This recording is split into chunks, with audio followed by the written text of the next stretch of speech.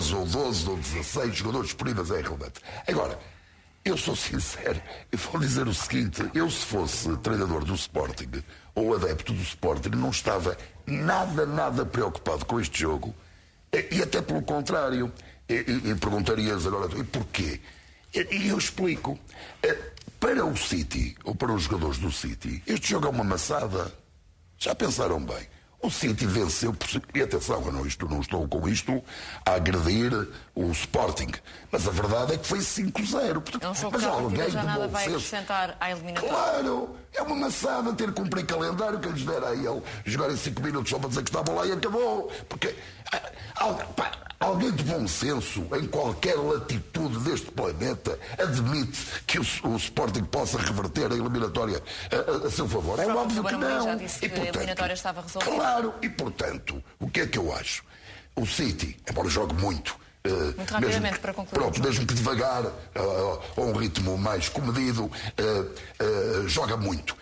Mas para o Sporting, para os jogadores do Sporting, é fantástico este jogo. Porque, do ponto de vista coletivo e até do ponto de vista individual, como os olhos estão postos naturalmente, isto é Champions, não é? É fantástico. Já vamos também jogo voltar destes, ao Sporting. Joga amanhã com o Manchester City. Antes disso, joga Porto, que falou em Putin de Lisboa. Por outro lado, vamos também olhar para um exclusivo da CMTV. Abel Ferreira é o mais forte candidato a treinar o Benfica na próxima época. Rui Costa quer convencer o técnico de 43 anos a mudar-se do Palmeiras para o Benfica. Pinto da Costa mostra estar ao lado da Ucrânia dias depois de uma declaração polémica do diretor de comunicação do Porto, que falou em Putin de Lisboa. Na revista Dragões, o presidente do Futebol Clube do Porto fala num conflito chocante.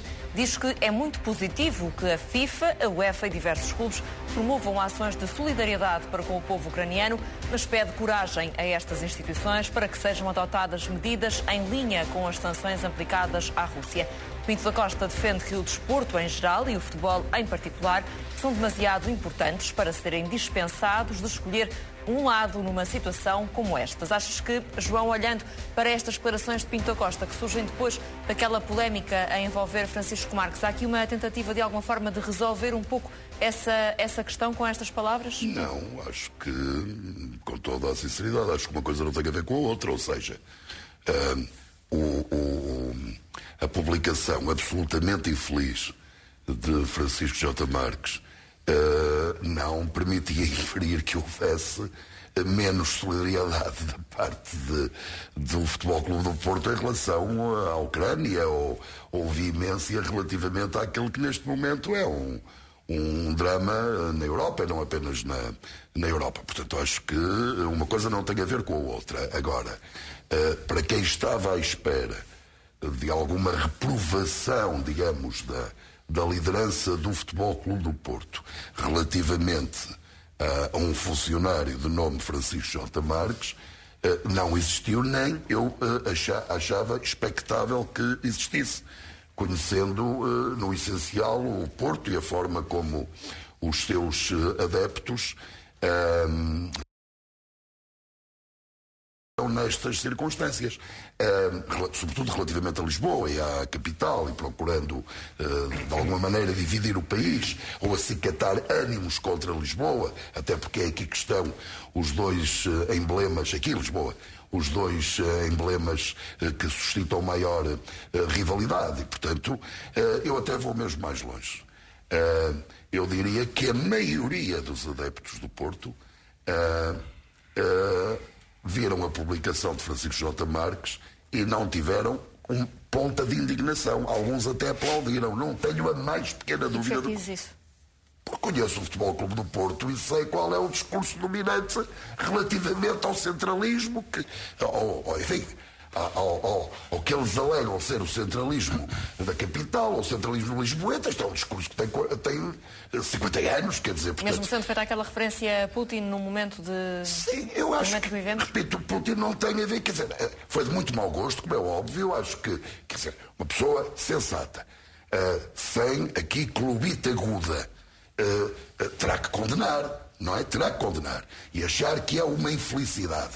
Agora, com seriedade, não me parece. Eu falei com alguns adeptos no Porto que disseram, sim senhora, e tal. Não faltam Putins naturalmente com alguma ironia à mistura, mas não faltam últimos em Lisboa, vocês aí embaixo, eu digo de vocês, eu até sou nortenho, e acima do Porto, mas, portanto, mas disseram isto, não faltam últimos em Lisboa, que a gente tem que dar cabo dos últimos de Lisboa, quer dizer, ouvi isto de imensos adeptos do Porto com quem glacial, quer dizer, portanto, acho que não é por aí. Agora, a sensatez implica, repito, e também era aconselhável aos próprios adeptos do Porto, sobretudo num momento tão trágico para a humanidade, que houvesse alguma contenção neste aspecto.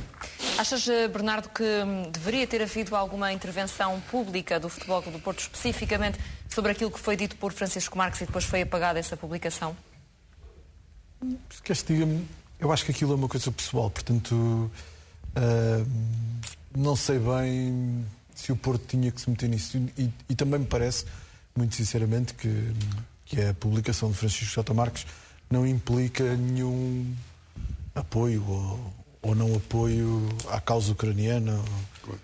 Acho que aquilo é uma infelicidade. Bastava o Francisco ter-se retratado. Não me parece que não só não esperava que o Porto fizesse... Mas é uma coisa que remete para esse tema, não é? Não, remete para o tema, mas não é tomando partido. Aquilo, basicamente, o que há a lamentar ali é comparar as pessoas que tomam decisões em Lisboa ao homem mais odiado no mundo de momento, do mundo ocidental. Portanto, quer dizer, aquilo basicamente não sei, é só estúpido. Não é uma coisa que eu acho que mereça sequer uma posição ao Futebol Clube do Porto, e acho que não acredito que esta posição de Pinto da Costa tenha algo a ver com, no fundo, Pinto da Costa está a fazer aquilo que o mundo ocidental está a fazer, que é colocar-se ao lado de quem está a ser agredido. Agora, não vejo aqui... Acho que é um episódio estúpido e não passa disso. Então, Fernando, vês alguma ligação entre aquele episódio e estas palavras neste momento de Pinto da Costa? Não. Pessoas diferentes, mentalidades diferentes, posturas diferentes. Pinto da Costa mostra um sentimento que todos nós sentimos nesta altura com o que está a passar. Também não esperava outra coisa.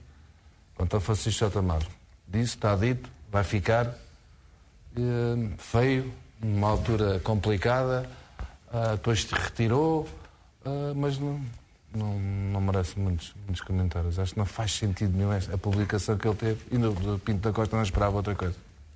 Há pouco, Jorge, o João Malheiro falava de que havia muitos adeptos do Futebol Clube do Porto que talvez não tivessem olhado para aquela publicação com especial repúdio, que até se revissem naquilo que disse Francisco Marques. Não concordas concordo, com isso? de todo. Eu acho que houve muito mais gente a repudiar aquela declaração do que a apoiar. Muito, mas tenho quase a certeza disso. Não sei o nível de amizades que o João tem em relação ao Futebol Clube Porto, mas aquelas que eu conheço, todas repudiaram imenso este facto de ter a alusão ao Putin. Seria, digamos, uma falta de cérebro alguém alimentar um tipo de situações destas quando há tanta gente a sofrer. Portanto, por isso é que eu acho que aquela Desculpa, mas estás a dizer que o Francisco J. Marques tem falta de cérebro. Posso concluir não, isso? eu posso dizer até... Não, só se posso concluir isso. Eu até posso dizer que o Francisco J. Marques, com aquela declaração naquele momento, esteve com falta de cérebro, que não usou. Isso não tenho dúvidas. Entende? Que eu não faço favores rigorosamente a ninguém, e quando tenho que dizer, eu digo. Acho que ele, portanto, não sei o teu nível de amizades que tu tens das pessoas que tu conheces, pelo menos todas aquelas que eu vi nas redes sociais, e tu acompanhas se calhar muito mais do que eu, todas, a grande maioria alimentou e de que maneira repudiou e de que maneira a atitude de Francisco adeptos do Porto, especificamente adeptos do Porto. Mas eu tenho, e aliás, e até nós aqui, até na altura, até apresentámos aqui diversas alusões, a muitos deles a pedirem admissão, a fazerem... Mas além de repudiarem os adeptos, Jorge, também devia ter havido uma posição por parte do Porto? Não, eu acho que não, e eu concordo que realmente aquilo foi uma posição pessoal, infeliz, em que todos nós aqui e acolá, quem nunca errou, queima da primeira pedra. Agora, eu não entendo rigorosamente nada levar isto para uma questão norte-sul. Isso é que não. Isto é que não. Isso é que eu não entendo de toda, é a minha opinião, que não levo rigorosamente nada para isso. Simplesmente, quando fala ali, o erro, para mim, é o Putin, devia ter lá o nome de alguém, o nome de alguma instituição, seja de quem for, a substituir, digamos, aquela situação. Porque aquilo foi na chegada a Lisboa, não é? Portanto, se fosse na chegada ao Porto e se acontecesse, também devia ter feito. Portanto, eu acho que isto não tem nada a ver, o Pinto da Costa, na altura, não tem a ver com a parte institucional. Se fosse feito em algo ligadamente ao Porto, sim, o Porto teria a sua atitude. Ele praticamente fez uma meia-culpa muito, digamos, tímida, aliás, no dia seguinte, quando foi os petardos. Quer dizer, não confundam isto com outras coisas. Pronto, fez quase que ali um meia-culpa muito tímido, mas eu acho que se calhar não lhe ficaria mal se ele por acaso pedisse desculpas, porque todos nós erramos na vida e fazemos coisas que não devemos, e portanto acho que ele poderia o ter feito. Só para dizer que está ali o emblema do Futebol Clube do Porto, o que confere caráter institucional. Isso dizes tu. Eu também posso. Quer dizer, eu se meter. Confere. Então, mas se eu meter no meu. Diretor de comunicação. Se eu meter no meu Facebook. Desculpa, ele fala. Se eu meter no meu Facebook. Quando era diretor de comunicação do Benfica, falava em nome do Benfica. Se eu meter no meu Facebook. Grande diferença para a atualidade. Está ali o emblema do Porto. E portanto, se eu meter no meu Twitter o emblema do Porto, liga-me como a parte da instituição ou liga-me ao Porto? Mas estás a fazer de mim ou das pessoas? Não sou nada, só estou a fazer uma pergunta. Ele é o diretor de comunicação. Ele é o diretor de comunicação. Mas isto é uma opinião pessoal. Não é? Está lá o emblema do Porto, não é? Desculpa. Olha, tu, mesmo sem estar lá o emblema do Porto, tu não ligas? Mesmo sem estar lá o Porto, sem estar lá o emblema, não ligas ao Futebol Porto? Ligas ou não ligas? Ligas? Não ligas?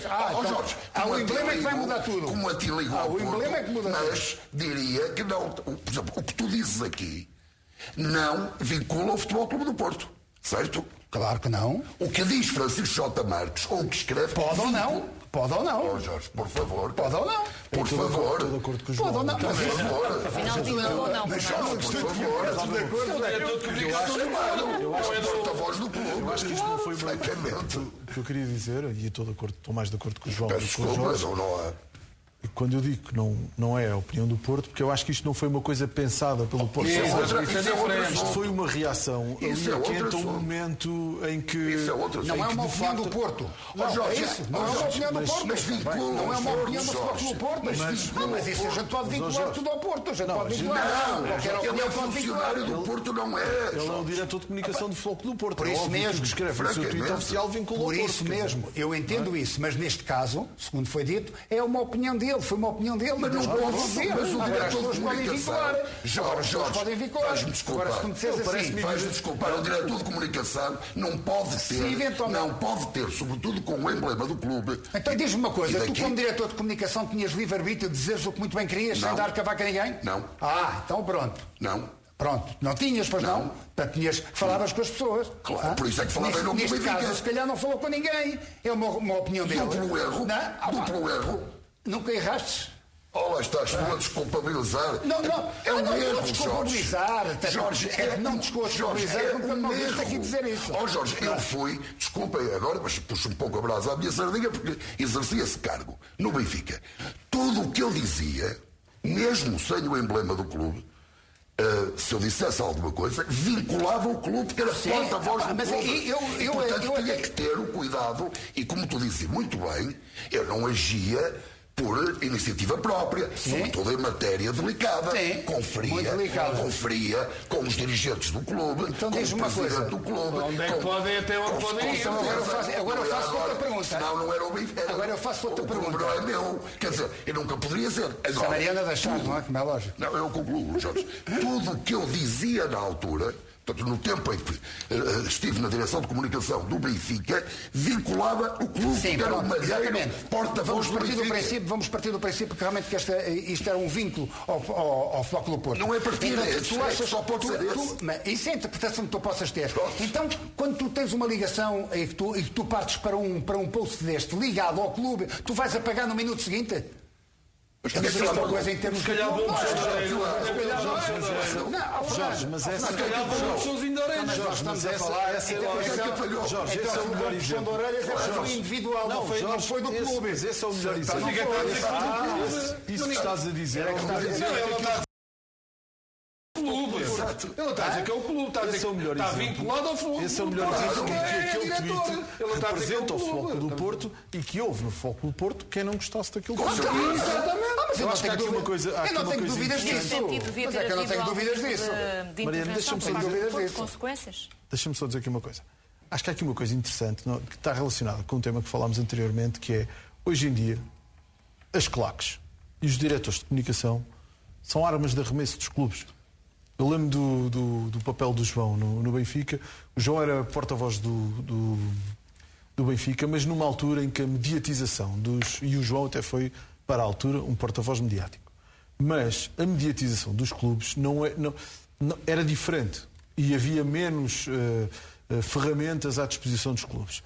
Mas é preciso ver que hoje em dia os clubes, os diretores de comunicação são, se calhar, a seguir às claques, quem mais caro sai aos clubes em termos de multas. Porque a quantidade de ataques que fazem a árbitros, a clubes adversários... Pronto, nós sabemos, não é? Este tipo de picardias que nós assistimos via Twitter, via Facebook, via whatever, não é? São coisas que são também penalizadas pela Liga e em multas. Portanto, porquê que os clubes fecham os olhos às claques e fecham os olhos a estes comportamentos? Porque são coisas que são utilizadas como arma de arremesso. São coisas utilizadas como armas de arremesso.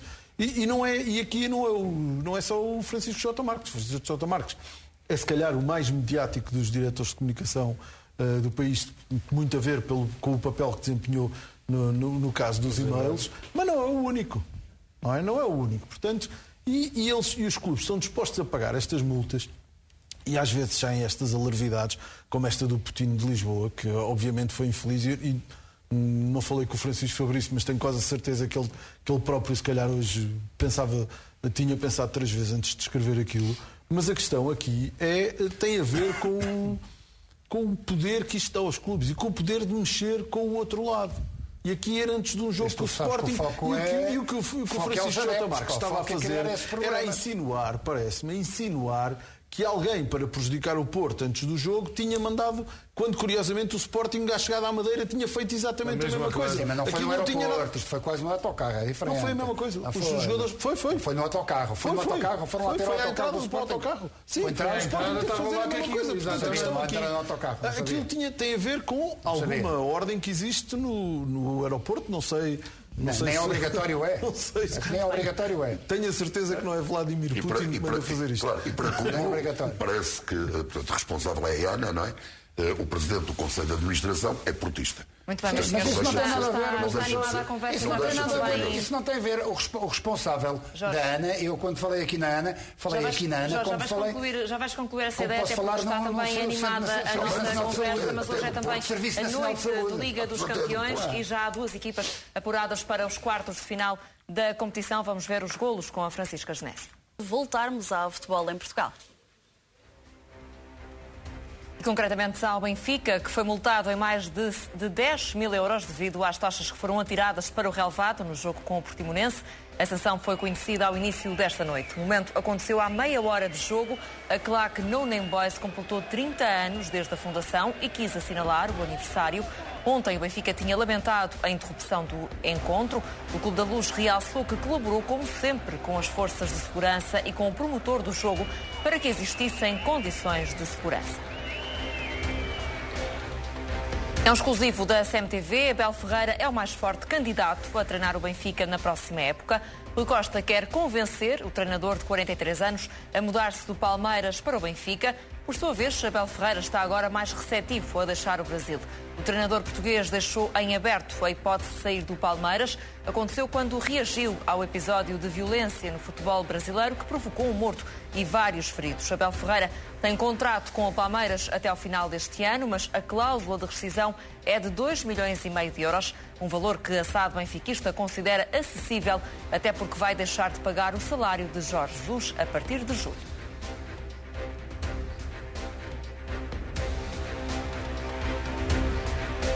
São temas que vamos desenvolver já daqui a pouco, assim como este que vamos falar agora e que está relacionado com a SAD do Futebol Clube do Porto, que voltou a antecipar receitas para tentar resolver a falta de liquidez. Desta vez penhorou os direitos económicos de Diogo Costa, João Mário e Fábio Vieira. A CMTV sabe que estes direitos económicos foram dados como garantia para empréstimos contraídos pela SAD portista.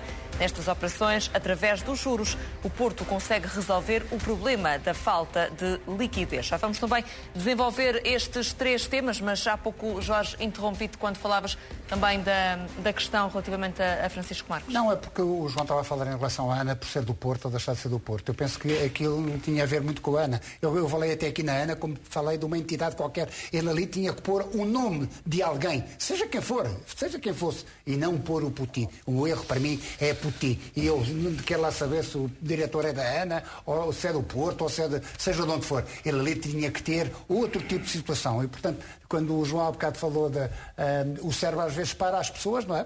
Não é falta de cérebro, é parar o cérebro, para às vezes o cérebro às pessoas. E se calhar naquele momento parou e ele se calhar teve muito cérebro quando demonstrou ou quando tentou, como já foi falado aqui, os joelhos e tudo isso, teve muito cérebro e muita coragem. Desta vez não o teve. Agora, quando eu ponho lá, para mim tinha que ter um nome de alguém, chamar, como a gente costuma dizer, chamar os nomes aos bois, não é? E tinha que o ter feito. Só pôr isto numa altura destas é que eu discordei totalmente.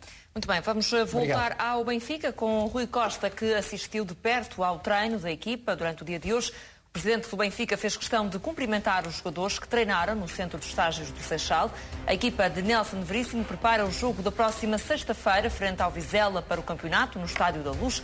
O Benfica está na perseguição ao segundo classificado Sporting, que está a 4 pontos de distância. No próximo dia 15, o Benfica joga fora com o Ajax nos oitavos de final da Liga dos Campeões. A eliminatória está em aberto depois do empate a 2 no Estádio da Luz. Olhando, João, para esta presença de Rui Costa no treino, parece que neste momento é saudável, é cordial o ambiente que se vive no Benfica, nomeadamente entre o presidente, a equipa e o treinador?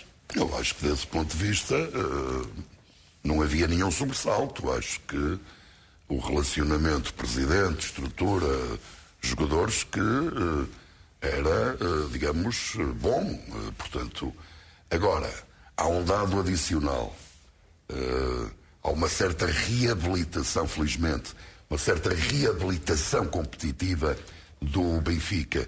Ou seja, um Benfica em senda vitoriosa, com exibições mais conseguidas e, portanto, triunfando, que é basicamente o mais importante, que permite ao Benfica acalentar expectativas muito sérias relativamente ao segundo lugar e ao apuramento para a Champions.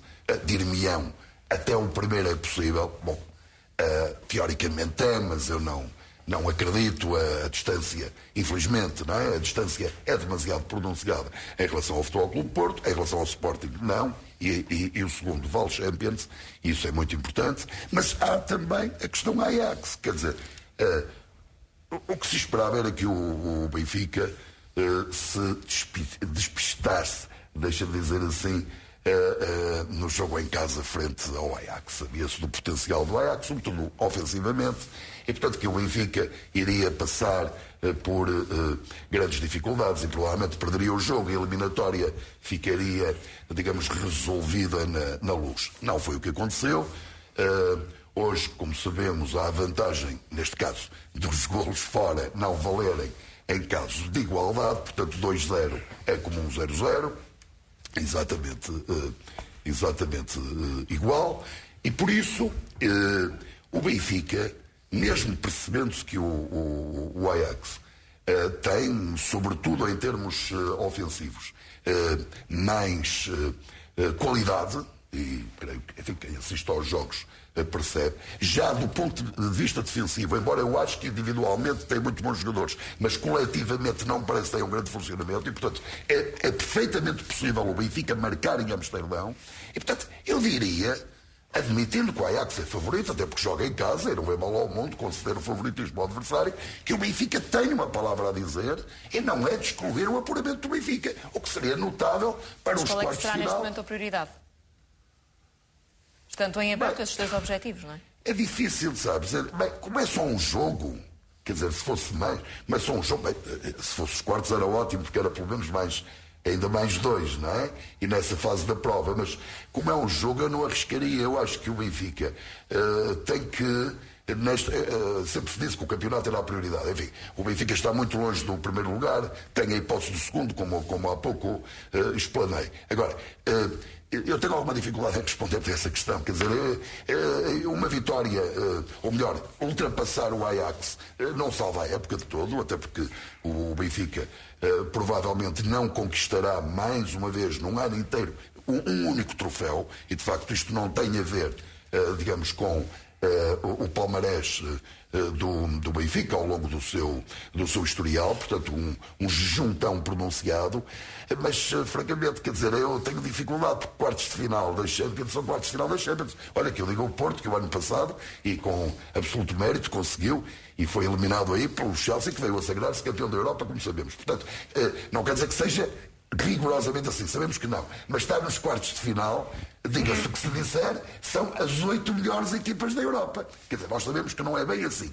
4 são de certeza, claro estão, se calhar 5, mas não será bem assim. Mas do ponto de vista formal, é. E portanto, isto é extraordinário. E portanto, eu tenho muita dificuldade em dizer-te mais aqui do que ali. Eu acho que o Benfica tem que apostar nos dois tabuleiros e não vejo razão para que assim não aconteça. Ou seja, na sexta-feira há um jogo, não é? O Benfica joga com o Vizela, na Luz, não é? Na Luz. Eu não vejo razão, pelo menos no início do jogo, ou na primeira fase do jogo, para haver qualquer contenção e qualquer poupança, sabendo que alguns dias depois, poucos dias depois, de resto, vai defrontar o Ajax. Não vejo nenhuma razão. Espero é que o Benfica, frente ao Vizela, e é isso que os benfiquistas gostariam, cedo construísse um resultado passível de depois poder gerir com mais serenidade e porque não, com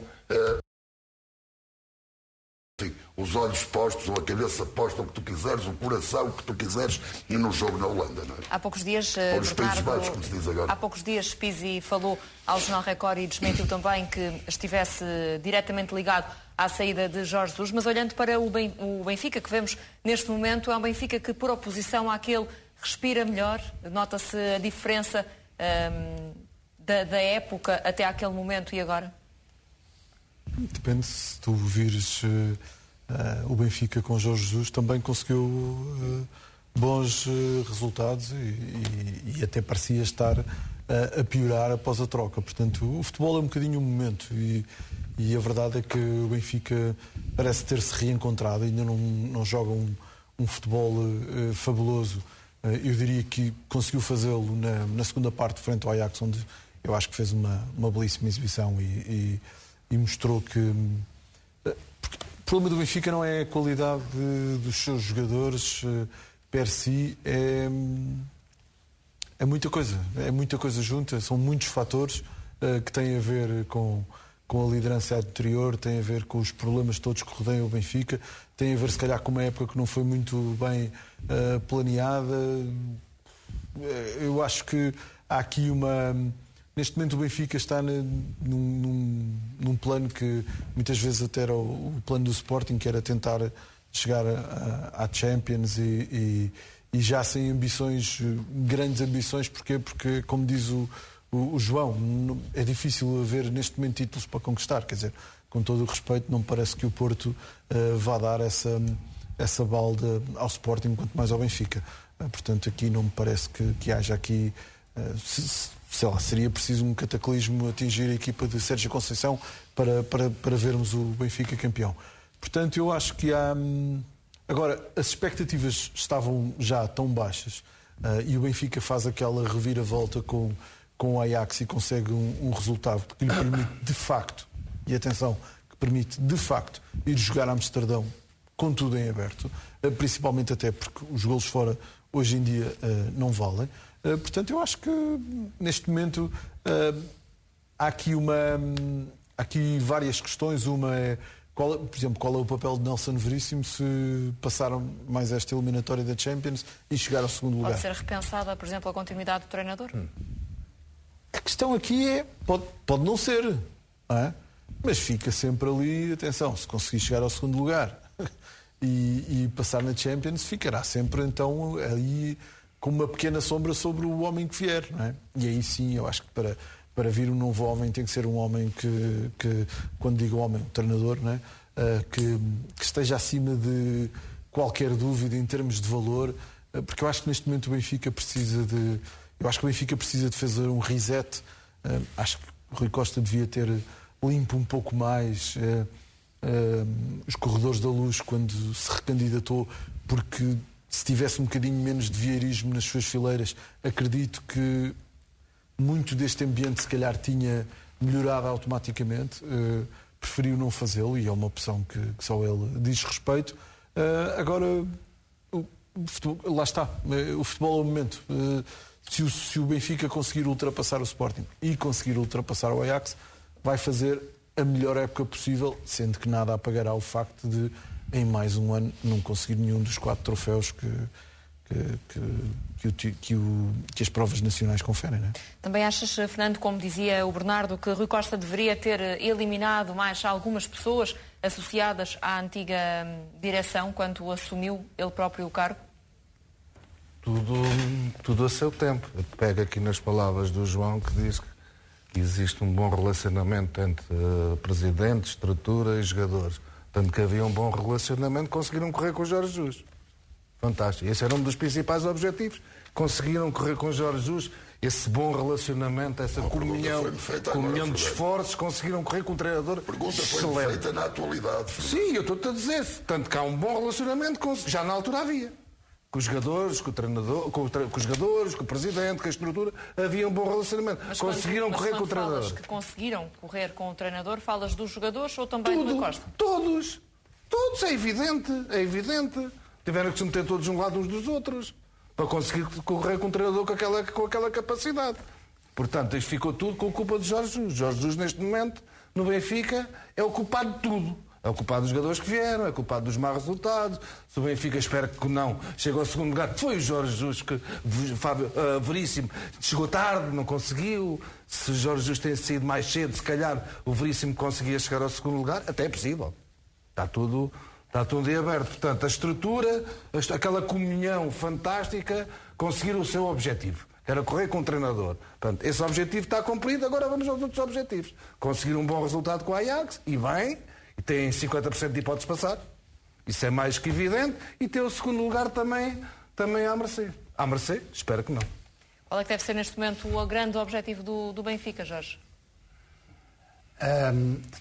Eu acho que o Benfica tem que correr atrás do objetivo que lhe aparece já o momento, não é? Não pode estar a fazer perspectivas muito para lá longo, porque é tudo, não depende dele. Não depende muito dele. Portanto, é um jogo a jogo e esperar a que os outros tenham realmente agora, neste momento, a cumprir o trajeto normal, porque é superior, na maior parte dos jogos, é superior no Campeonato Nacional, não é? Agora, onde está, digamos, uma dificuldade maior, é realmente ir jogar agora contra o Ajax. Claro que sim, nós sabemos que a última imagem é aquela que fica. E ficou uma imagem em que o Benfica aproveitou muito bem das debilidades do que o Ajax dá. E pode aproveitar lá, da mesma forma, essas debilidades, mas debilidades defensivas que são gritantes desta equipa que está a passar, e também não está a passar um bom momento. E o Benfica aproveitou muito bem isso, apesar de uma primeira parte em que se calhar, eu quase que diria que da primeira para a segunda, passou do inferno para o céu, porque realmente naquele jogo, penso que passou isso, livrou-se de coisas piores e depois saiu airosamente, que lhe deu, digamos, motivação para encarar o resto, a níveis de confiança que estavam muito baixos, e eles passaram a acreditar se calhar mais neles. Afinal, estas coisas são capazes capaz de acontecer. Olhamos para esta equipa tem qualidade, como é evidente. Tem qualidade, sempre teve qualidade. Acho que com o Nelson Veríssimo não melhorou muito. Não melhorou, muito sinceramente. É claro que aparece aqui as situações individuais. Eu não vejo uma jogada. Se calhar com o Benfica, com o Jorge Jesus, havia mais rigor em termos de tática, havia mais um fio de jogo, havia algo mais consolidado, como é evidente. Não vejo neste momento algo, tudo vive um bocadinho da disponibilidade, de meterem mais gente na área, isso é um facto, porque tanto com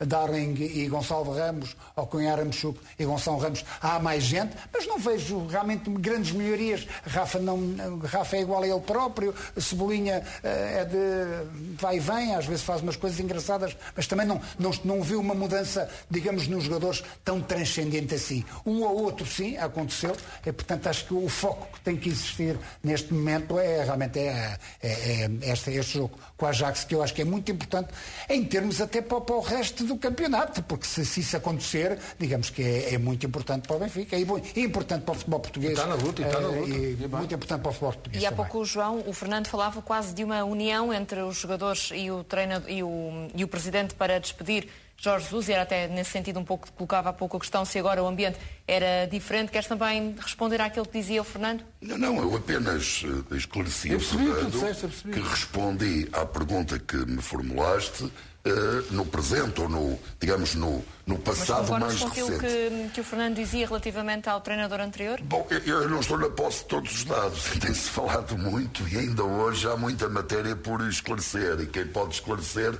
não o esclareceu cabalmente. E até há, notícias muito contraditórias relativamente a todo o episódio da saída de Jorge Jesus. E, portanto, eu não queria muito ir por aí. A pergunta que me foi feita é, nesta altura, se existe harmonia.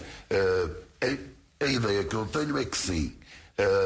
Enfim, não tenho nenhum canal. Acho que as vitórias trazem isso também. Justamente foi o que eu disse. Quer dizer, quando o Benfica. Estou de acordo com o Jorge. Se me perguntar, o Benfica joga melhor agora do que jogava com o Jorge Jesus. Não acho. Apesar de ter alterado até o dispositivo tático e deixar a defesa a 3 ou a 5, se preferirem, e passar a 4. Mas foi a principal alteração. E também na frente, não é? Agora. Do ponto de vista exibicional, eu não vejo. Até eu recordo que com Jorge Jesus nós comandamos o campeonato, chegámos a ter 4 pontos de avanço. Fizeram grandes jogos. Estamos a falar nas primeiras 6, 7, 8 jornadas. O Porto estava a 4 pontos. Foi, não foi? Sim. Portanto, quando perdeu hoje, empatou em Alvalade e para ir. Justamente, portanto, tínhamos 4 pontos de avanço. Agora, não era também um Benfica exibicionalmente convincente. O de Jorge Jesus, é a minha opinião, tal como o ano passado não foi. Mas não era inferior àquilo que eu tenho visto. Agora, o Fernando diz, e muito bem, tem toda a experiência de jogador. É evidente que as vitórias empurram as equipas naturalmente. Quer dizer, é o que o Jorge diz, o Benfica também tem bons jogadores. É evidente, claro, são um elixir importante, dão mais confiança e, portanto, se calhar noutras circunstâncias, depois de um golo até inacreditável, aquele que o Benfica sofre em Portimão, se calhar noutras circunstâncias não operava a reviravolta e operou. E com justiça, convenhamos. Até com justiça. Porque as coisas estão a correr melhor. Aquilo que o Fernando disse é baseado, como também disseste, são baseados de coisas que a gente ouve, a gente não tem a certeza das coisas, porque só os verdadeiros intervenientes é que podem não dizer. Agora, uma equipa de futebol apercebe-se de muitas coisas. Os jogadores, a cabine, e tu sabes, porque andaste numa cabine, e nós, como jogadores de futebol, nós apercebemos daquilo que nos rodeia. Apercebemos se o presidente gosta do treinador ou não, apercebemos se o treinador que está lá é vinculativo para o ano ou não, e tem, independentemente da capacidade, não está aqui a pôr em causa nem as capacidades humanas, pessoais e técnicas do Nelson Veríssimo, de todo, mas os jogadores apercebem-se das coisas, e muitas das vezes, às vezes é a maré. Para onde é que vai a maré? Vamos correr para o rio ou vamos correr para o mar?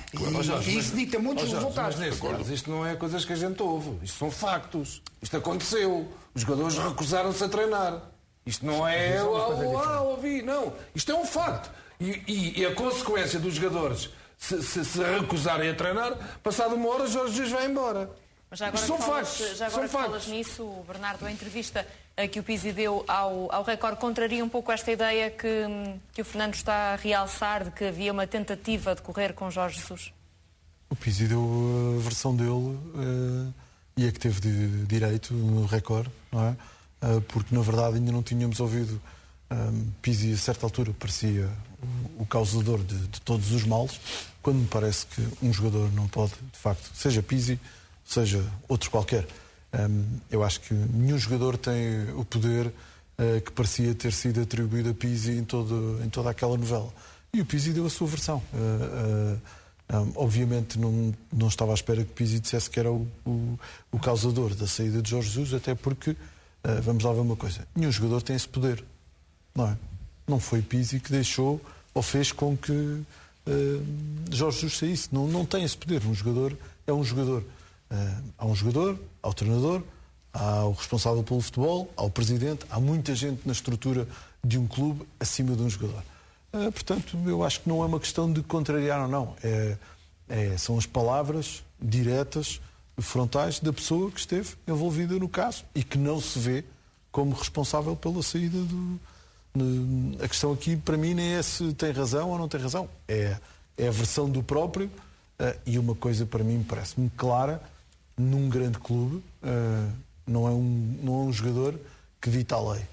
Ditará Messi, não é? Poderá ditar Messi, ditava o Maradona, ditava Ronaldo, mas não me parece que possa ser isso imputado a Pizzi. Já vamos voltar ao Benfica, até porque vamos falar também de Abel Ferreira, nesta altura o mais forte candidato a substituir Nelson Veríssimo no comando técnico do Benfica, mas para já vamos também avançar com o Futebol Clube do Porto. O assado portista voltou a antecipar receitas para tentar resolver a falta de liquidez. Desta vez penhorou os direitos económicos de Diogo Costa, João Mário e Fábio Vieira. A CMTV sabe que estes direitos económicos foram dados como garantia para empréstimos contraídos pela SAD portista. Nestas operações, através dos juros, o Porto consegue resolver o problema da falta de liquidez. Jorge Amaral, já noutras ocasiões falámos também das dificuldades que a SAD do Futebol Clube do Porto atravessa, mas quando vemos aqui passos de jogadores penhorados, direitos desportivos de jogadores penhorados, isto leva a questão para outra dimensão? É um sinal de preocupação? Não, eu acho que não é preocupação. Quer dizer,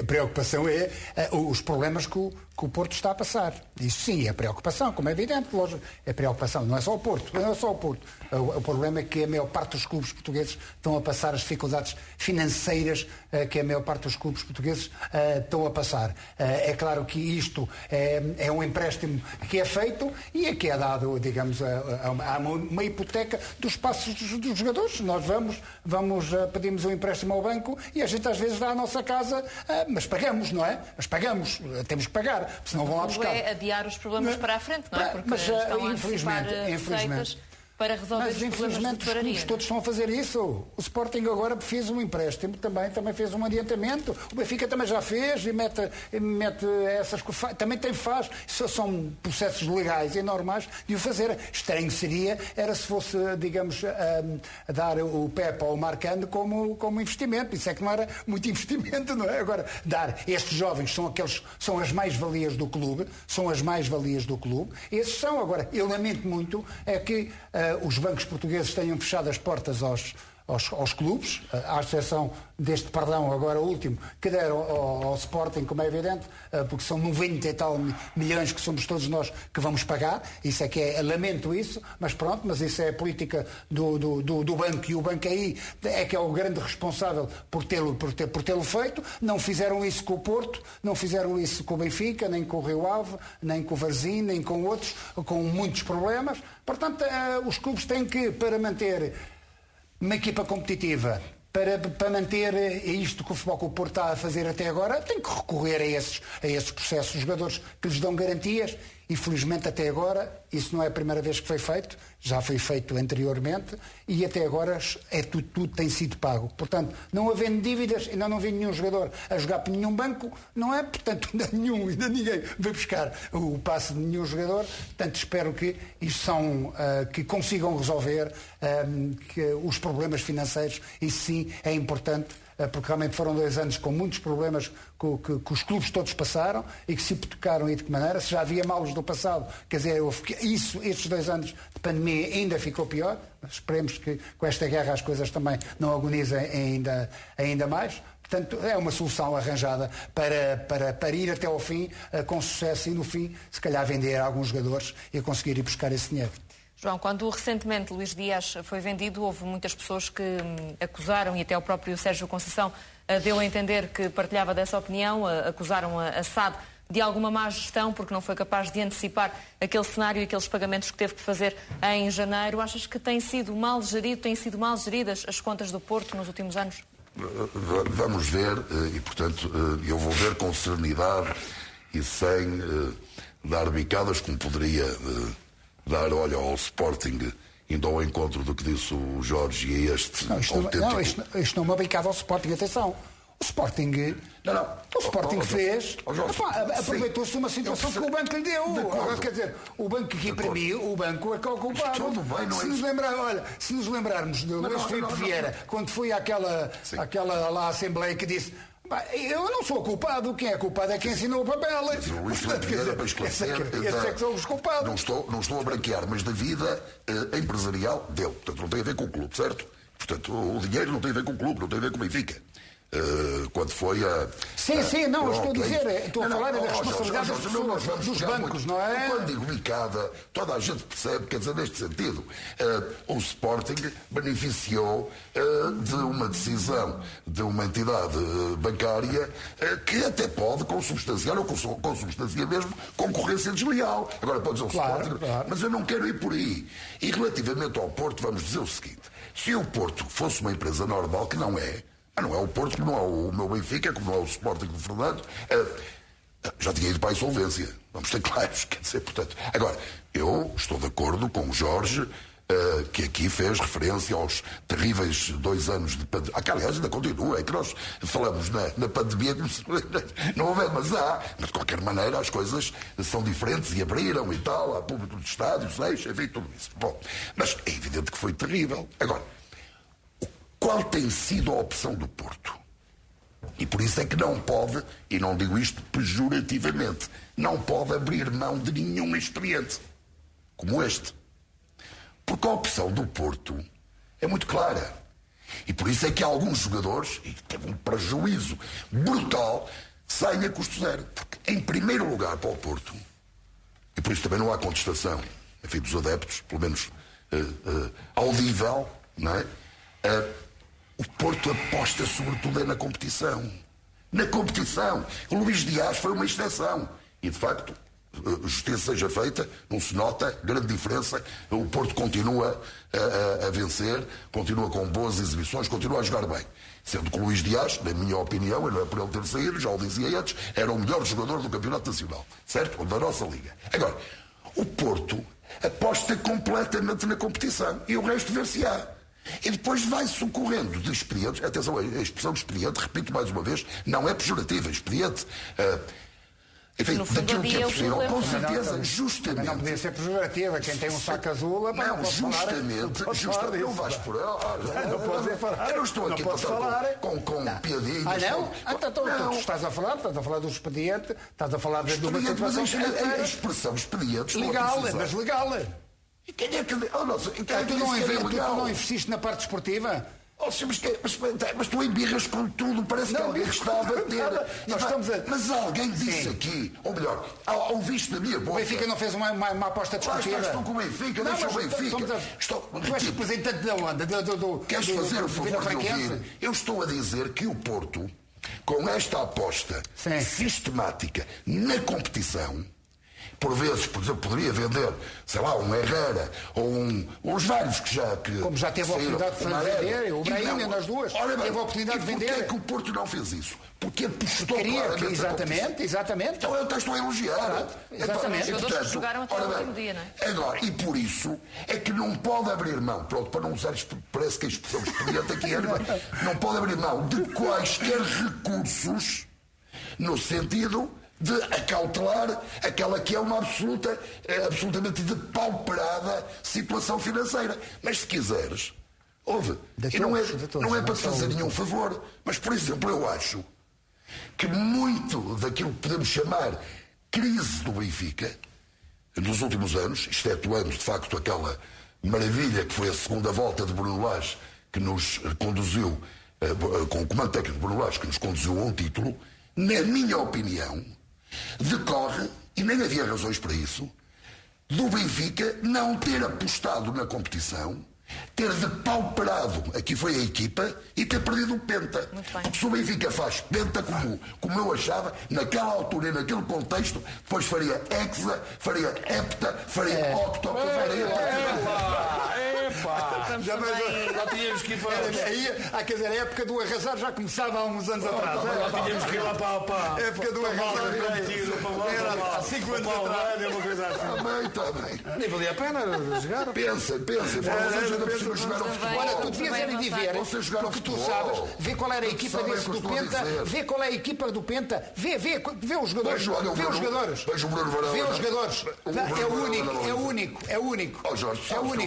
Tiveste o Sevilar, portanto, do Bruno Valera, estás a falar do Bruno Varela, que é um titular da equipa da primeira divisão. E estás a falar do... Quantos jogos fez o Sevilar? É mau guarda-redes. Tu sabes muito bem. Não, e o Sevilar não foi titular. Jorge, sabes quantos Sevilar não foi titular.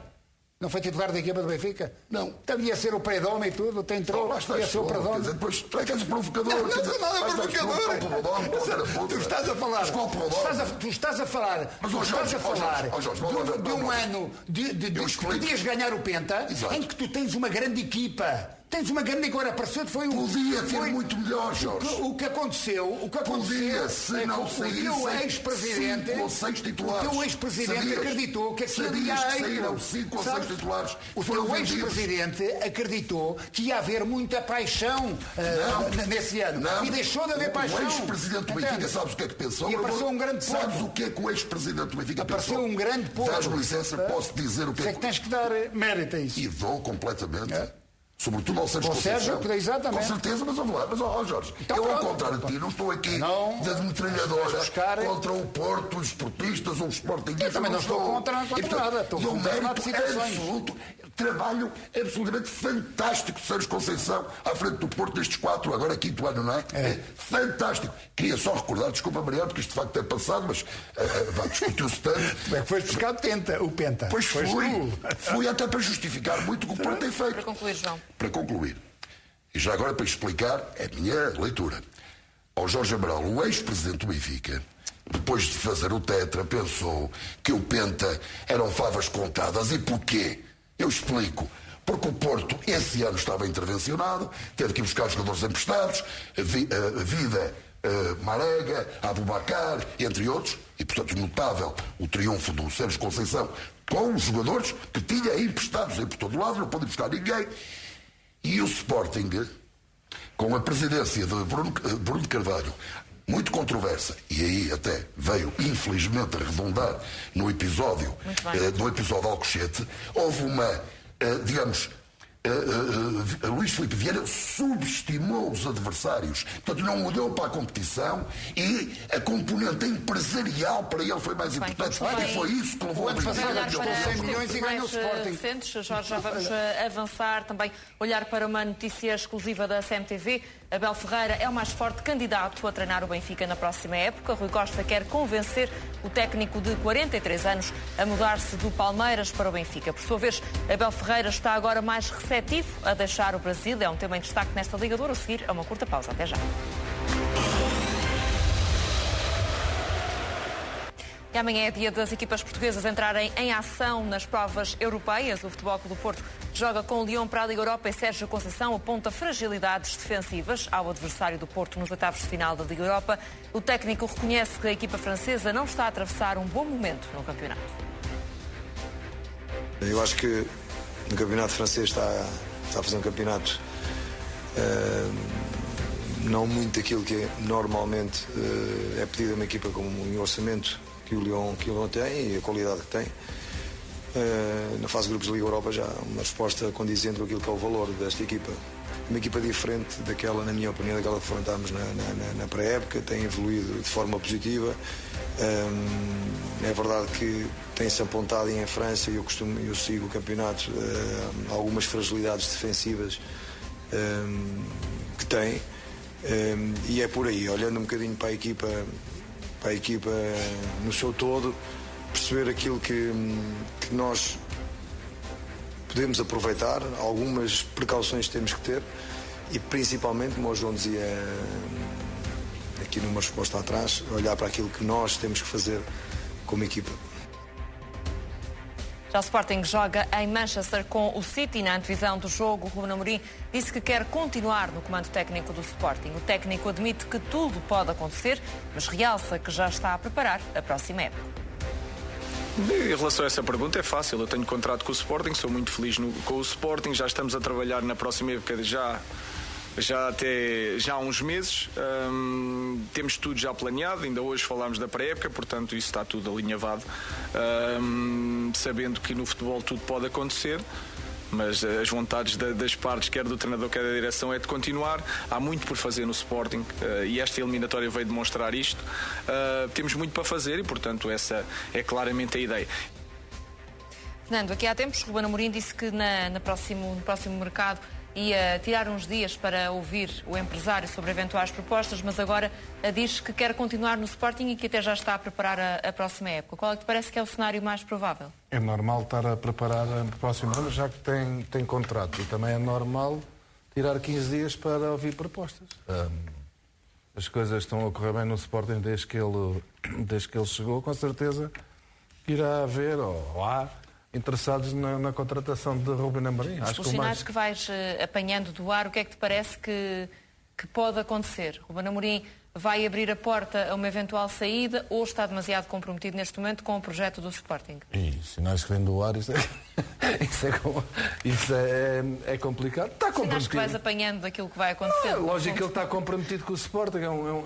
É um clube grande, é um clube que tem-lhe dado todas as condições. Ele tem feito um trabalho fantástico, não está num clube qualquer.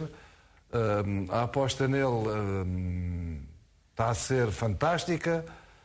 Identifica-se muito também, que acho que é importante, com a formação do Sporting. Vê-se que gosta de trabalhar também com miúdos, vê-se que gosta de trabalhar, de ensinar os miúdos, e vê-se os jogadores que ele já lançou. Agora, vamos lá ver, depende dele se quer ficar ou não, que eu acredito que sim, mas também depende das propostas e das oportunidades que possam aparecer para ele, e eu acredito que o trabalho que ele está a fazer apareça clubes com outras ambições, com orçamentos muito mais altos, que podem lhe dar outras garantias de conquistar várias coisas, mas acho que o mais importante é ele estar feliz no Sporting. Bernardo, Frederico Varandas tem sempre dito que não está a preparar um plano B. Faz bem em fazê-lo e em confiar na continuidade de Ruben Amorim? Eu acho que sim, porque não faz muito sentido procurar um treinador enquanto se tem a trabalhar um treinador como Ruben Amorim. Acho que até seria um bocadinho de falta de respeito estar à procura de um plano B. Não quer dizer que as pessoas não acompanhem. Se houvesse algum indicador que... Obviamente, não quer dizer que o Sporting, Varandas, o Viana, não acompanham o que outros treinadores vão fazendo no mercado nacional e estrangeiro, mas quer dizer, acho que se neste momento o Sporting tivesse a trabalhar um plano B, acho que isso era até razão para Ruben Amorim se sentir um pouco insultado e querer ele sair pelo seu próprio pé. Portanto, acho que faz todo sentido dar o máximo de condições possíveis a Ruben Amorim para se sentir bem Alvalade e tentar com isso convencê-lo a ficar ano após ano, porque o trabalho que tem desenvolvido está à vista, quer dizer, não é meritório, é para lá disso. Portanto, acho que fazem muito bem as duas partes em tentar trabalhar para que se continue mais um ano.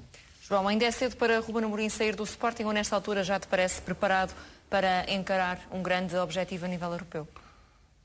Eu admito que pudesse abraçar um outro projeto e que, apesar de uma carreira ainda curta, tem de tal forma conteúdo que estou persuadido que teria condições para ser bem sucedido onde quer que fosse. Agora, dá-me a ideia que vai continuar no Sporting. Porquê? Porque tem contrato desde logo. Mesmo que o Sporting, no pior cenário, até não conseguisse a Champions, portanto ficasse em terceiro lugar a Champions direta, não é? Portanto ficasse em terceiro lugar na Liga, que perdesse, e nesta altura tudo indica a hipótese de chegar à final da Taça de Portugal, porque há uma clara vantagem do do Futebol Clube do Porto, ainda por cima garantida em Alvalade. Mas, francamente, já ganhou a Taça de Liga, ganhou a Supertaça, e uma coisa é verdade, mas isso o Fernando melhor do que eu poderá dizer. Há uma outra alegria hoje dos sportinguistas, é indiscutível. Quer dizer, vem uma equipa que por vezes também falha, naturalmente, e portanto isto acontece a todos, mas que se percebe que tem uma ideia de jogo, que joga, que tem condições para se bater de igual para então em Portugal, claramente, não é? Com qualquer adversário, sem qualquer complexo de inferioridade. E portanto, quer dizer, o trabalho de Ruben Amorim tem sido de tal forma bom, interessante, que eu creio que seria até um golpe duríssimo para o Sporting se por qualquer razão ele não prosseguisse. Portanto, eu suponho que sim, que não haverá dúvidas, a menos que surja uma proposta absolutamente extraordinária.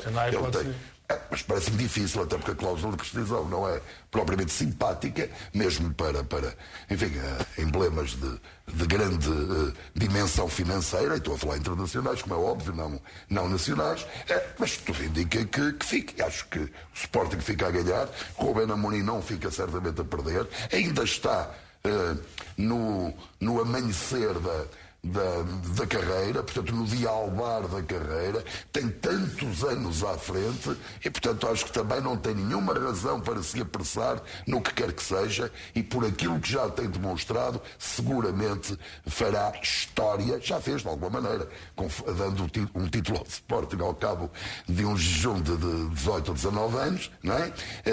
Mas um treinador que seguramente vai fazer história no futebol português, e já agora se fizer a nível internacional, não é por ser treinador do Sporting que eu não ficarei naturalmente muito, mas muito satisfeito. Seria um duro golpe uma saída de Ruben Amorim, como diz o João? Sim, eu acredito que sim. Se realmente o Ruben Amorim, é claro que o Sporting nunca deixaria de ser o Sporting, que teve 19 anos sem ganhar, mas continua sempre a ser uma grande instituição, já foi ganhando outros títulos, não ganhou o campeonato, mas sempre uma instituição com uma massa associativa sempre muito apaixonada e nunca desistiu do clube. E, portanto, se realmente Ruben que trouxe esse campeonato se saísse e abandonasse, digamos, entre comas, este projeto de conquista, em que as pessoas hoje acreditam muito mais na vitória do que acreditavam se calhar anteriormente, em que sabem que tem um treinador que sabe o que quer, sabe os objetivos, mesmo que não os consiga, mas sabe que tem aqueles objetivos e luta por eles. Portanto, é um treinador com ideias muito fixas. Portanto, penso que seria para o Sporting, neste momento, vir alguém. Quem viesse tem que... Às vezes é os erros quando há substituições de treinadores, irem-se buscar treinadores com perspectivas diferentes. Aqui há que dar continuidade a uma determinada maneira de estar e de ser. Não é? Às vezes, quando se têm treinadores com uma personalidade muito forte, vai-se buscar outros em que não têm, e isso as equipas sentem. Portanto, acho que seria um golpe muito grande para o Sporting se realmente Ruben Amorim saísse. Vamos continuar a olhar para aquilo que disse Ruben Amorim, mas agora especificamente sobre o jogo de amanhã. Desvaloriza as ausências anunciadas por Pep Guardiola no jogo entre City e Sporting. Em tom descontraído, o técnico do Sporting diz que o adversário só precisa de 11 jogadores e realça a qualidade do plantel do City. Ruben Amorim promete apresentar a melhor equipa nesta segunda mão dos oitavos de final da Liga dos Campeões. Revela ainda que, apesar das ausências no meio-campo, Dário Assugo não vai jogar de início. Sobre o futuro, Ruben Amorim diz, como vimos, que quer continuar no comando técnico do Sporting e que já está a preparar a próxima época. E o Sporting já treinou no estádio do Manchester City, que defronta amanhã na Liga dos Campeões. A equipa de Ruben Amorim fez esta tarde o treino de adaptação ao relevado para a segunda mão dos oitavos de final da Liga dos Campeões. Os 21 jogadores convocados para o jogo de amanhã treinaram sem limitações, com destaque para os jovens Rodrigo Ribeiro, avançado de 16 anos apenas, e Renato Veiga, médio defensivo de 18 anos. O Sporting joga amanhã na Champions, depois de ter voltado às vitórias no campeonato. No jogo com o City, o objetivo passa por deixar uma boa imagem depois da goleada por 5-0 em Alvalade, que praticamente decidiu a eliminatória. Avançamos também com o Futebol Clube do Porto. A equipa está rendida à qualidade de Vitinha. O médio-portista partilhou uma fotografia nas redes sociais do jogo frente ao Paços de Ferreira, que o Porto venceu por 4-2. Nos comentários à publicação, vários colegas elogiam e aplaudem Vitinha. Sérgio Oliveira, que está emprestado à Roma, também fez questão de elogiar o ex-colega de equipa. Os adeptos também estão rendidos à boa forma do jovem médio português e pedem mesmo à SAD Portista a renovação para breve. Vitinha tem contrato até 2024 e uma cláusula de rescisão de 40 milhões de euros. Avançamos agora com Pinto da Costa, que mostra estar ao lado da Ucrânia, dias depois de uma declaração polémica do diretor de comunicação do Porto, que falou em Putin de Lisboa. Na revista Dragões, o presidente do Futebol Clube do Porto fala num conflito chocante. Diz que é muito positivo que a FIFA, a UEFA e diversos clubes promovam ações de solidariedade para com o povo ucraniano, mas pede coragem a estas instituições para que sejam adotadas medidas em linha com as sanções aplicadas à Rússia. Pinto da Costa. O desporto em geral e o futebol em particular são demasiado importantes para serem dispensados de escolher um lado numa situação como estas. No Benfica, Darwin diz que o prémio Cosme Damião para jogador do ano do Benfica não é só dele, mas de toda a equipa. O avançado uruguaio recebeu hoje o prémio depois de ter estado ausente da gala Cosme Damião por estar com gripe. Na próxima sexta-feira, Darwin vai voltar ao 11 do Benfica frente ao Vizela. É uma de 4 equipas da Liga às quais o avançado uruguaio ainda não marcou. As outras são o Gil Vicente, o Porto e o Sporting. Devido a uma gripe, Darwin começou no banco o encontro frente ao Portimonense no último fim de semana. Viu Ricardo Horta aproximar-se na lista de melhores marcadores do campeonato. O jogador do Braga tem agora 15 golos, está a 5 de Darwin, que leva 20 no campeonato. O Benfica só aceita negociar Morato a partir dos 40 milhões de euros. No último mercado, o Benfica recebeu sondagens de clubes ingleses pelo central brasileiro e estabeleceu a fasquia nos 40 milhões de euros. A notícia é do jornal Record. Morato é visto como um jogador importante para a renovação do eixo defensivo, até porque Otamendi e Vertonghen têm ambos 34 anos. O Benfica pretende negociar com o São Paulo a compra dos 15% do passe que ainda pertencem ao clube brasileiro. Depois, o plano passa pela renovação, com um aumento substancial no salário. Isto porque Morato ainda recebe ao nível de um jogador da equipa B.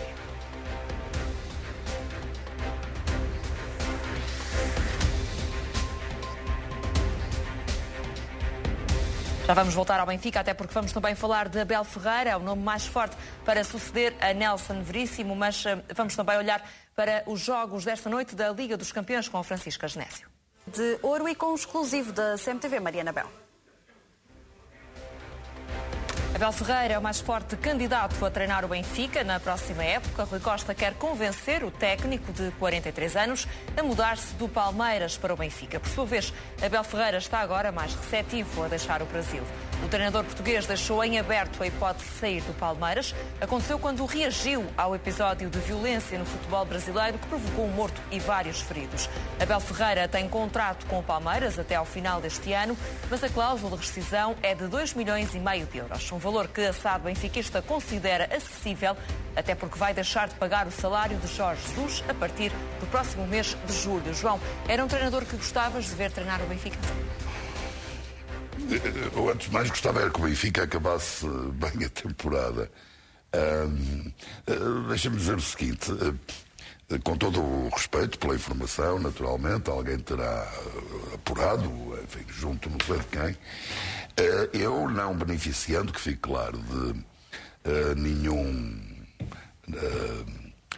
nenhuma proximidade especial, ao ponto de estar mais inteirado, mais ou menos inteirado da situação, mas, tanto quanto julgo saber, a questão do comando técnico para a próxima ou próximas temporadas do Benfica não está nesta altura em equação. E, portanto, é aquilo que eu julgo saber e emprestando a esta ideia alguma convicção. Mas achas que Rui Costa não está já a pensar em situações que possam acontecer daqui a poucos meses? Vamos lá ver. Que possa pensar ele, bom, se as coisas, eu admito que sim, até eu pensaria no lugar dele. Hoje, quando me fosse deitar, era muito capaz de, antes de adormecer, estar a pensar, bom, se acontecer isto, acontecer aquilo, a possibilidade. A este nível, Mas isso é válido para ele, Só garantiu o Nelson seria válido para o Veríssimo Presidente até ao final da época, da não é, Costa, João? se o Sérgio Conceição quiser sair, se calhar quer, se o Ruben Amorim quiser sair, quer dizer... Mas o que aqui, eu quero dizer, Rui Costa garantiu que Nelson Veríssimo era treinador até a final da época. De acordo. Portanto, a partir daí, De acordo. terá necessariamente que pensar numa alternativa, pouco não é? até o Bernardo, ou na continuidade de Nelson Há Veríssimo. pouco até o Bernardo, a propósito, já não me recordo muito bem de quê, até admitiu em tese, naturalmente, a possibilidade até do Nelson Veríssimo conduzir pelo menos o Benfica aos quartos de final e garantir a Champions. E, portanto, o cenário até poderia ser distinto. Até relativamente ao próprio Nelson Veríssimo. Agora, repito, eu julgo saber que nesta altura, do ponto de vista, digamos, mais formal, a questão treinador do Benfica não está a ser ponderada. E até admito, e portanto o Abel Ferreira será uma possibilidade, entre outras, naturalmente, mas até admito que o Benfica possa vir a contratar um treinador estrangeiro. E portanto, contrariando um tanto a tendência que se vem acentuado. Algum nome já nesse não, sentido? não disse isso. Mas que pudesse ser ponderado. Agora, não tenho nenhuma reserva relativamente a Abel Ferreira. Os últimos anos respondem por ele, relativamente ao sucesso que tem tido, como há outros treinadores suscetíveis de poderem ser encarados numa solução que não passe, repito, por Nelson Veríssimo. Mas parece-me, aliás, eu já defendi este ponto de vista, não estou a dizer o Benfica fazer, eu não tenho responsabilidades no Benfica, portanto, mas eu aqui há uns tempos, suponho que não estavas tu a pivotar a emissão, mas eu disse qualquer coisa como isto. A partir do Ajax, não é? Portanto, se for, gostaria que não, se o Benfica for eliminado da Champions, acho que vale a pena começar a ponderar seriamente a problemática treinador para o próximo ano, eventualmente entrando na equação o próprio Nelson Veríssimo. Mas ponderar. Agora, nesta altura, não me parece adequado e tanto, repito, e já é a terceira vez, não vou ser mais insistente, tanto quanto julgo saber, de facto, a questão não está a ser equacionada. Há pouco, Fernando, ouvimos Ruben Amorim dizer que nesta altura já está a preparar a próxima época. Achas que o Benfica pode dar-se ao luxo de não pensar já nessa questão, até porque há a possibilidade de ficar em terceiro lugar do campeonato e ter até que disputar uma pré-eliminatória da Liga dos Campeões, o que anteciparia o início da época. Achas que deve deixar, Rui Costa, esta questão para mais tarde? Tenho muitas dúvidas que o Rui Costa não esteja a pensar ou esteja em, não digo conversações, mas em contactos para um futuro treinador do Benfica. Tenho muitas dúvidas que isso não esteja a acontecer. Tenho muitas dúvidas que o Rui Costa esteja parado neste momento à espera. Vamos lá ver, Veríssimo, com todo o respeito, não me parece, sinceramente, não me parece que seja uma alternativa. Até pode ficar em segundo, pode passar nas Champions. Não me parece que tenha neste. Para o que o Rui Costa quer fazer do Benfica, e nós sabemos o que o Rui Costa era exigente enquanto jogador, não me parece que Veríssimo seja o próximo treinador do Benfica na próxima temporada. Não me parece. Posso estar enganado, não tenho nada contra o rapaz, não me parece. Acho que o Rui Costa neste momento já está a pensar num sucessor. E rapidamente, a época daqui a 2 meses acaba. Estamos a falar de 2 meses. Isto era precisamente nesse sentido a minha questão. É um terinho. Eu acho que já está à procura de uma solução. Se não tiver já essa sucessão em carteira. Se não estiver à procura de uma solução, é um erro nesta altura, Jorge Amaral? Bastante grande. Bastante grande. Eu acho que... Só se quiser... Só se vai continuar com o Veríssimo, porque eu tenho as minhas dúvidas. Não? Sim. Também ponho um bocadinho de dúvida. Isso não tem nada a ver com as capacidades do Nelson, nem como pessoa, nem como treinador. Zero. De todo. Mas penso que então, desculpa, então tem a ver com o quê? Se não tem com a pessoa nem com a capacidade, tem a ver um bocado com os resultados. E eu não estou a ver o Benfica esperar até ao fim para ver que resultados é que acontecerão. Não é? Não penso que a continuidade... Acho que nesta altura o Rui Costa já tirou as ilações que precisava de tirar relativamente a Nelson Veríssimo. tem a ver em trazer com alguém que vai mexer um bocado com a equipa, com tudo, com novas ideias, com novas coisas. Porque se o Rui Costa tem novas ideias, não é? Quer dizer, precisa se calhar também um treinador que vá ao encontro dessas ideias e mexer um bocadinho. Digamos que o Nelson Veríssimo é a continuidade de algo, não é? É uma continuação. Já esteve lá, já fez isso no passado, já teve, portanto, André já viu. E acho que Rui Costa disse há uns tempos atrás, se não me engano, que estava a trabalhar em segredo, eu já estou a fazer muitas coisas e não tenho que dizer nada daquilo que estou a fazer. Acho que foi mais ou menos numas situações que falou disso. E acredito que estou a falar e a gente traz informações e diz coisas que às vezes também podemos estar a ser enganados, como é evidente, não é? Mas, segundo consta, já houve um contacto não direto com o Abel, mas com o advogado do Abel. Agora, se é verdade ou não, eu não vou pôr as mãos no lume de todo, mas que era um treinador credível e que tem uma áurea muito interessante. Aqui estou a puxar um bocado a brasa à sardinha, porque ele foi meu jogador e eu gosto muito dele. Eu lancei o Abel Ferreira. Eu lancei-o e pronto, e tenho um carinho especial por ele. Gosto de o ver e fico satisfeito com a carreira dele e que realmente viesse treinar e que tivesse sucesso. Na Fiel. E portanto marcou o primeiro gol da carreira dele, foi comigo, ia-me matando lá no banco, mas pronto, mas isso são outros 500. E então eu gostava disso, acho que o Abel, independentemente do processo de jogo, e aqui até o Rui Costa, como os presidentes têm que fazer, têm que ir olhar qual é o perfil do treinador que querem, em função daquilo que pretendem para a equipa. Se a gente olhar hoje para o Palmeiras e olhar aquilo que o Benfica precisa de fazer, não é Abel, não é? Porque o Abel é uma equipa que que joga muito em transição, com jogadores muito rápidos, um jogo muito fechado e joga muito em transição. O Vítor Pereira também era assim e ganhou 2 campeonatos para o Porto e era exatamente assim, jogar contra-ataque e futebol muito rápido, muito prático, muito objetivo. Ou seja, acho que as ideias de jogo de Abel Ferreira não se adaptariam muito bem. Eu estou a falar esta ideia. Agora, é um treinador jovem que tem que se adaptar e neste mundo abrangente nós temos de adaptar àquilo que temos. Depende daquilo que nos dão. Se calhar aquilo que lhe deram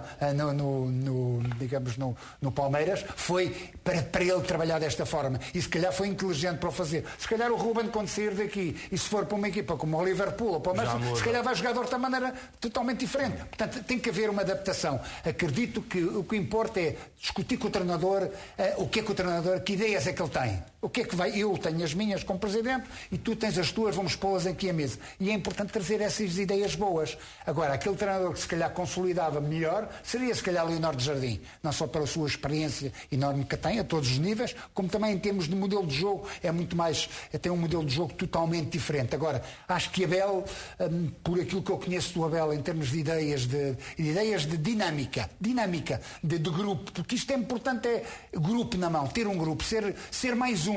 O Ruben é mais um, o Sérgio Conceição é mais um, sem deixar de dizer as coisas. E o Abel é mais um dentro do balneário. E parece que não, e isso traz muitos dividendos positivos às equipas. Achas, Bernardo, que era um treinador com o perfil ideal para pegar no Benfica na próxima época?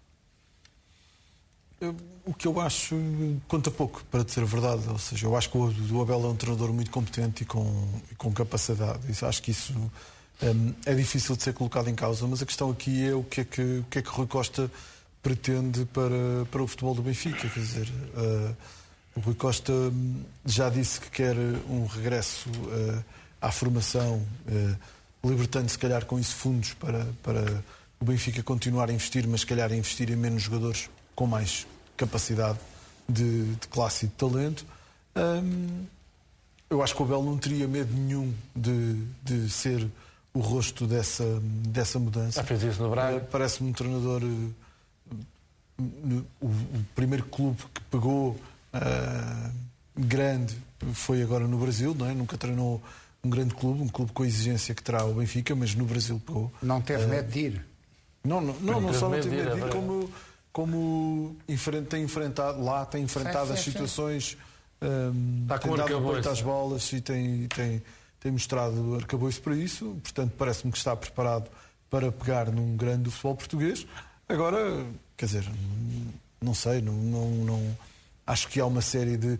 Não acredito, ou seja, com todo o respeito pela opinião do João, como sempre, não acredito que o Benfica não esteja a pensar nisso. Ou seja, acho que há uma situação, acho que se vive uma situação diferente na Luz do que se vive em Alvalade, ou seja, não é que Nelson Veríssimo não tenha valor para poder continuar a ser treinador e que, muito provavelmente, também essa situação esteja a ser pensada.